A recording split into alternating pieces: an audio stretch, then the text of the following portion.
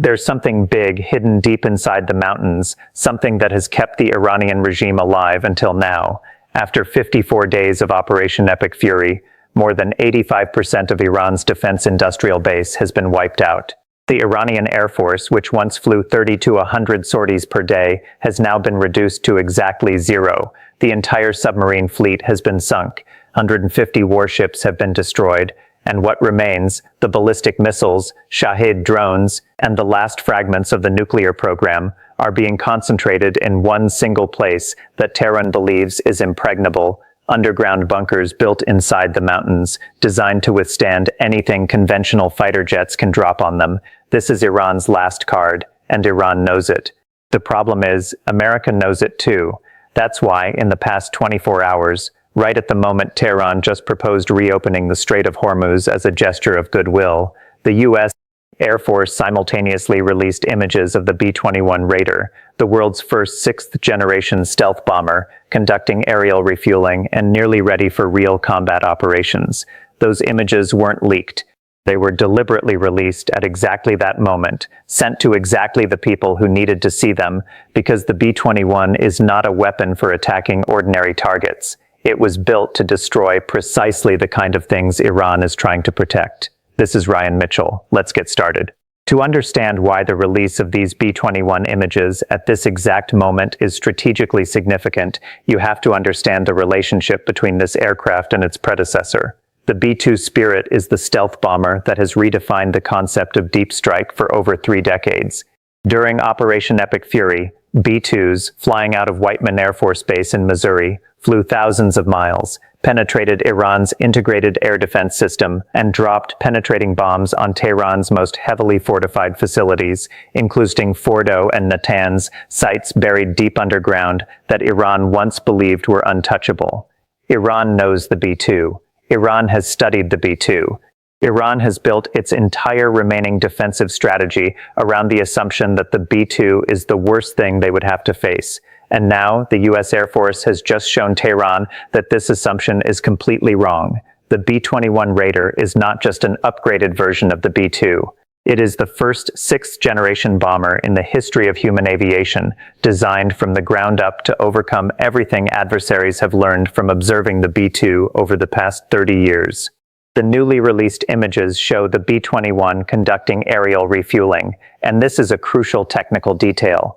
The aircraft in these images still has the refueling probe attached to its nose. The B-21 is still in the final testing phase and has not yet officially transitioned to full combat-ready status. But here's the key point. The probe is the only thing still standing between the B-21 and a real combat mission. According to documents from the U.S. Senate Armed Services Committee, the B-21 has been confirmed as fully fielded. Meanwhile, at Ellsworth Air Force Base in North Dakota, where the B-21 is being deployed, infrastructure upgrades have been underway at an urgent pace for many months. Runways, hangars, supply systems, all renovated to meet the operational requirements of an entirely new aircraft. The U.S. is even considering opening a second production line to accelerate the number of B-21s entering service. All of this raises one question. Why release these images right now? The answer is not technical, it's strategic. Releasing images of the B-21 conducting aerial refueling at the precise moment Iran is negotiating, under siege, and trying to bargain with its last remaining cards is a carefully designed message. The message is very simple. The B-2 has been hammering you for 54 days and has wiped out almost everything you had. The B-21 is the next generation of the B-2, and it is ready. To understand why Iran has no answer to the B-21, you have to start from one basic principle. You cannot shoot down what you cannot see. The entire air defense system that Iran has spent billions of dollars building, radars, surface-to-air missiles, command centers, all operate on one single assumption, that the attacker will leave a large enough and early enough signature on the radar screen for the defense system to have time to react. The B-21 was designed to break that assumption from every angle. Let's start with what analysts call the B-21's biggest breakthrough compared to the B-2, 360-degree stealth. The B-2 Spirit is an excellent design, but it was optimized primarily for a frontal aspect, That is the direction most enemy radar systems would be looking when the aircraft is approaching the target. But in a modern combat environment, radar doesn't just look from one direction. It looks from all sides, from the ground, from warships, from satellites, from early warning radars arranged in a network. The B-21 is optimized for all those angles at once. Every seam on the airframe, every joint between panels, every edge of the structure has been computer calculated to the millimeter to avoid creating any radar reflective surfaces. The result is an aircraft whose radar cross-section is estimated to be about the size of a mosquito on a radar screen. Not a bird, not a golf ball, a mosquito. And that's just the outer skin. One of the traditional weaknesses of stealth aircraft is the engines. The high-speed rotating fan blades create a distinctive radar signature that sophisticated systems can detect if the radar is looking straight into the air intake. The B-21 solves this problem by completely hiding the air intakes deep inside the fuselage, designed with such complex curves that no straight line from the outside can reach the engine fan. The engines are fully integrated into the fuselage in a flush configuration, no protrusions, no sharp angles, almost disappearing into the overall contour of the aircraft when viewed from any direction. The rear exhaust nozzles are designed with chevrons, serrated sawtooth patterns that break up the hot exhaust flow, dramatically reducing the aircraft's infrared signature and hiding the engine heat from infrared sensors that Iran uses as a backup layer of defense when radar is not effective enough. The cockpit windows are cut in a trapezoidal shape, not for aesthetic reasons, but because that shape completely eliminates the possibility of radar signals reflecting back from the glass. The entire surface of the aircraft is coated with a new generation of radar-absorbent material, thinner, more durable, and, most importantly, much easier to maintain than the coating on the B-2, a material once notorious for requiring dozens of hours of specialized maintenance after every sortie. This new coating converts incoming radar energy into heat instead of reflecting it back, turning the entire aircraft into a black hole on radar screens. But stealth is only half the story. The other half is situational awareness, knowing exactly what you're flying into before anything has a chance to react. The B-21 is integrated with real-time ISR connectivity, allowing information from reconnaissance drones operating in the area to be fed directly into the pilot's cockpit in real time. This means a B-21 pilot is not flying blind into a defended area. They see everything that is moving, every radar system that is active, every missile being prepared for launch, all continuously updated from a reconnaissance network covering Iran's entire airspace.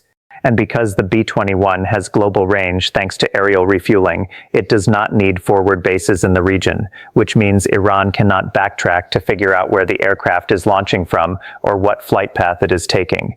When the B-2 has already proven its ability to penetrate Iran's entire integrated air defense system during Operation Epic Fury, one has to wonder what Iran can possibly do against something designed to do all of that, but better, more invisible, and from every direction at once. If you want to understand why the B-21 is an existential threat to the survival of the Iranian regime, you need to look at a location in the center of the country, Yazd. The Yazd area has long been the heart of Iran's missile industry, with an unusually high concentration of facilities for the production, assembly, and storage of strategic weapons. Right next to the Yazd Radiation Processing Center, YRPC, is a missile base built according to a design principle that Iranian military engineers clearly thought through very carefully. Instead of building thicker concrete walls or adding more air defense systems, they turned the natural terrain into a protective shield. The entire base is dug directly into the mountainside. The bunker entrance is located deep inside a narrow gorge, shielded on both sides by natural rock walls, creating an extremely narrow approach angle that conventional fighter jets can hardly exploit effectively. From satellite imagery, you can clearly see the ramp leading down from the bunker entrance deep into the mountain, where ballistic missiles are stored under maximum protection. Surrounding the entrance is a complete network of support facilities, maintenance workshops, component distribution warehouses, logistics bases serving the entire operational cycle from missile assembly to launch readiness. This is not a simple storage site. This is a complete weapons ecosystem buried underground, and since Operation Midnight Hammer in June 2025 destroyed Fordo and Natanz, the two largest pillars of Iran's nuclear program, according to CSIS analysis, Tehran has made no significant effort to restore those facilities. Instead, they did the only thing they could. They poured all remaining capacity into places like Yazd. Ballistic missiles are being moved into the mountains at an urgent pace. Shahed drones, the asymmetric weapon Iran has exported to Russia and used to attack neighboring Gulf countries, are also being hidden in the same underground bunkers. Everything Iran needs to maintain its negotiating leverage, to continue threatening its neighbors, and to prove that this regime still has teeth, is being concentrated into a few locations that Tehran believes are impregnable. This is Iran's last card. And the design of these bunkers shows that Iran clearly understands the threat from the air, but they designed them to counter the airborne threat of the previous generation. Conventional fighter jets drop bombs on an inclined trajectory. The bomb leaves the aircraft while it is flying level, creating an attack angle of about 60 to 80 degrees relative to the ground. That is exactly the angle that the gorge structure and mountainside of the Yazd base were designed to withstand. The rock and terrain would absorb or deflect bombs coming from the side, but the B-21 does not operate according to that logic. From high altitude, flying straight over the target with perfect stealth that prevents any air defense system from reacting in time, the B-21 is capable of releasing weapons at nearly a 90-degree angle, straight down from above, not from the side, straight down. And the weapon that comes with this capability is the next generation of the GBU-57 massive ordnance penetrator. Smaller than its predecessor, smarter, but no less powerful in its ability to penetrate layers of rock, soil, and concrete to reach the places where Iran is hiding its most important assets. In addition, this weapon is equipped with a GPS-denied guidance system, meaning that even if Iran deploys GPS jamming systems around the base, which they are almost certainly doing, the bomb will still find its target. Iran built these bases to withstand everything the world knew about at the time they were designed. The problem is, the B-21 is not something they knew about back then. While the B-21 is creating pressure from the air, there is an entirely different strike tightening around Iran from below that may be even more dangerous to the survival of the Tehran regime. On April 13, 2026, under the command of Admiral Brad Cooper at CENTCOM, the U.S.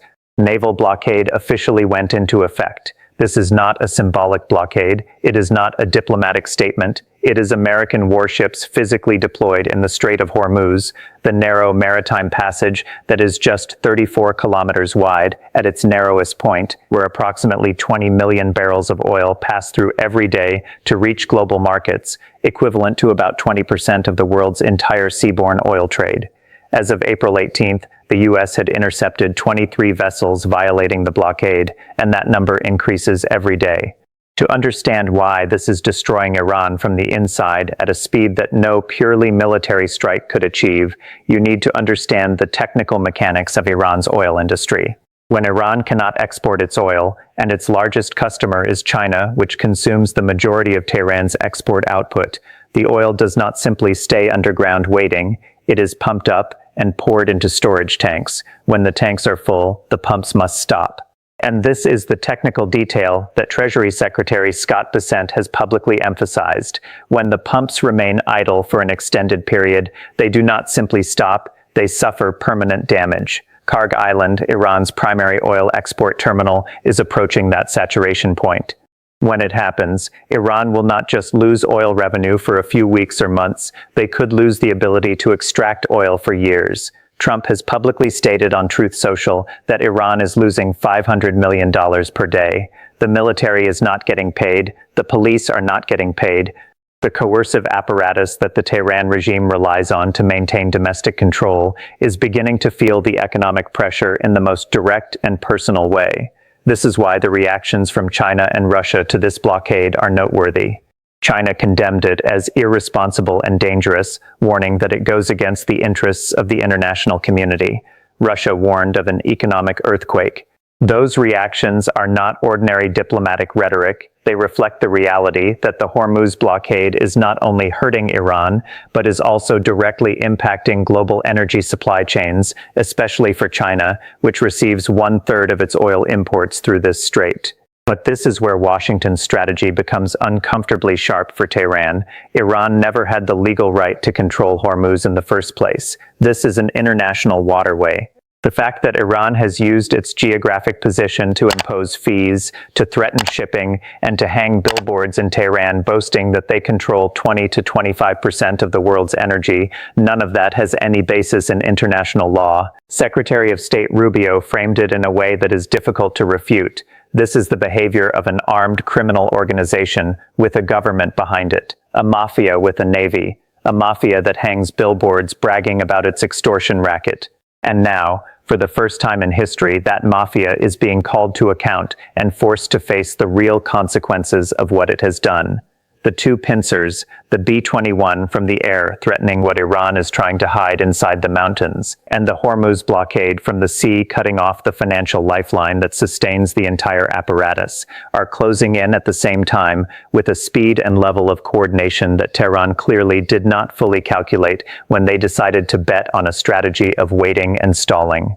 The two pincers are tightening around Iran from both sides, the B-21 from the air and the Hormuz blockade from the sea. And in the past 24 hours, Tehran has made a move that reveals exactly how desperate the regime has become.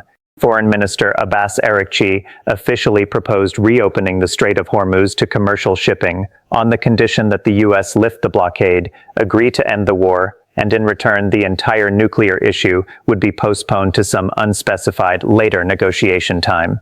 Araghchi also accused the U.S. of making excessive demands that had derailed previous talks in Pakistan, while declaring that Iran would not sit at the negotiating table while under siege. It sounds like a principled hardline stance. But to correctly read what Iran is actually doing, you must understand one basic principle. When a regime begins making proposals, what matters is not what they are offering, but what they are deliberately leaving blank in that offer. In other words, Tehran is offering to reopen an international trade route that they had no legal right to close in the first place, in exchange for being allowed to continue their nuclear program without interference. Secretary of State Rubio summarized this logic concisely. This is not goodwill. This is a regime trying to buy time. And when you look at the chain of events over the past few weeks, the label buying time becomes undeniable. On April 8, a 2-week ceasefire was agreed upon. It seemed like diplomacy was progressing. But shortly after, Israel struck Lebanon, Hezbollah responded, and Iran immediately used that as a pretext to close the Strait of Hormuz for the second time, accusing the U.S. and Israel of violating the ceasefire agreement. On April 11 and 12, talks took place in Islamabad, and they failed completely. J.D. Vance confirmed that without ambiguity. On April 13, the U.S. officially imposed the naval blockade. On April 18, Iran closed the Strait of Hormuz again after the U.S. seized an Iranian vessel. On April 23, Trump extended the ceasefire but kept the blockade in place, and Iran responded by attacking 3 commercial ships in the Strait of Hormuz. This is not the behavior of a party engaged in serious negotiations. This is the behavior of a party trying to find every small loophole to escape pressure without making any real concessions. And to understand why Iran is acting this way, you must understand the real power structure inside the Tehran regime, something Rubio has analyzed with rare bluntness in diplomatic circles. People often talk about Iran in terms of moderate factions and hardline factions, as if they were two opposing entities. Rubio completely rejects that analytical framework. In Tehran, according to him, there are no moderates. There are 2 types of hardliners: those who understand they have to run a country and an economy, and those who are driven entirely by theology, the IRGC, the Guardian Council, and especially Khamenei, who has written directly into Iran's constitution that the Ayatollah is God's representative on earth. When the head of state believes he is divinely authorized, the concept of conceding under pressure is not defined in the same way Western negotiators expect. And that complicates one variable that no one in Washington has a definitive answer for. Khomeini is seriously ill, and according to intelligence reports, about 90% of the regime's actual decisions are being made by those around him, not by him personally. When you don't know exactly who is holding the steering wheel, and when those holding it may be driven more by theological calculations than by pragmatic strategic ones, the outcome of any negotiation becomes dangerously unpredictable. The fact that Iran has turned to Russia begging for military support, a move that just a few months ago Tehran would never have publicly admitted, says everything about the true state of this regime beneath the hardline rhetoric that Arakchi continues to perform in public. But to fully understand why what is happening with Iran has implications that go far beyond the borders of this conflict, you have to step back and look at the big picture. Not just what America has done, but why they are doing it this way, in this sequence, with messages delivered in this manner. Start with a question that many people overlook. Why did the US publicly release images of the B-21 instead of keeping it completely secret? From a purely military technical standpoint, a stealth weapon works most effectively when the adversary knows nothing about it, so why reveal it? The answer lies in a concept in military strategy called strategic signaling. In certain situations, the timing was not random. It is part of a structured pressure campaign designed to maximize negotiating leverage without having to fire another shot. And to understand why this pressure structure was designed on this scale, you must understand the core problem Washington is trying to solve. Not just Iran's missiles, not just Hormuz, but the entire doctrine of exporting revolution that the Tehran regime has pursued for nearly half a century.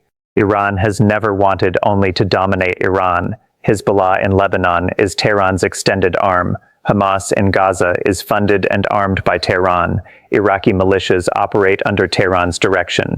This entire proxy network was built on one premise. Iran can destabilize, threaten, and attack through surrogate forces without having to bear direct responsibility. Now add a nuclear weapon to that premise. If a regime with a revolutionary export mindset, with a proxy network spread across the Middle East, with an Ayatollah who believes he is God's representative on earth, if that regime acquires nuclear weapons, the entire region will become a hostage in the literal sense. That is why this is not maximum pressure in the sense that Trump applied in 2018 when he withdrew from the JCPOA and reimposed sanctions. That was purely economic pressure, without military coordination, without any real shift in the balance of power on the ground. This time is completely different. More than 2,000 strikes in 54 days have not only destroyed physical infrastructure, they have shattered the command and control structure of Iran's entire military apparatus. The Iranian Air Force has gone from 30 to 100 sorties per day down to 0. 150 warships have been destroyed, the entire submarine fleet has been sunk. 70% of the space launch missile facilities have been wiped out, meaning Iran no longer has the ability to conduct military reconnaissance from space and is now completely blind to what is moving above its territory. This is maximum pressure 2.0, economic pressure combined with real military collapse, reinforced by the threat of a weapon that Iran has no answer for.